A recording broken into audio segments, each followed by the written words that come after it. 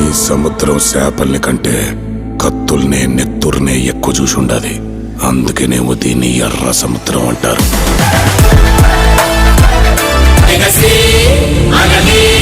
ఆదర్శము